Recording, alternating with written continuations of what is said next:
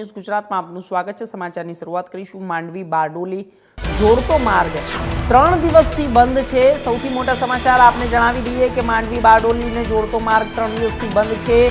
જ્યારે પાણી ફરી વળ્યું છે, ચારે બાજુ વાહન ચાલકોને લાંબો ફેરો કરવા મજબૂર બન્યા છે। ચોમાસામાં વારંવાર ગરકાવ થતો બ્રિજ, નવા બ્રિજનું કામ ચાલુ। વરસાદથી સુરત જિલ્લામાં નદી નાળા, ચેક ડેમ ઓવરફ્લો થતા ચોમાસામાં વારંવાર ગરકાવ થઈ જાય છે બ્રિજ અને લોકોને હાલાકીનો સામનો કરવો પડી રહ્યો છે।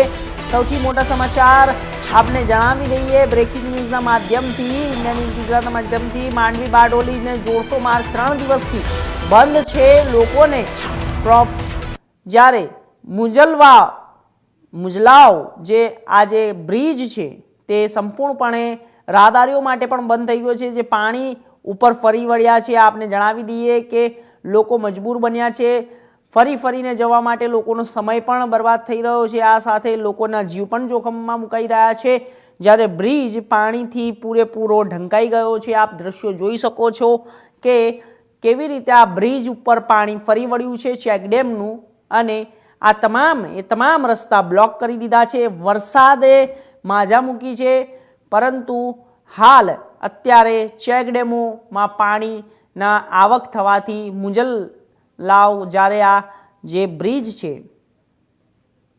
પાણીથી ભરાઈ ગયો છે, ભરપૂર ભરાઈ ગયું છે।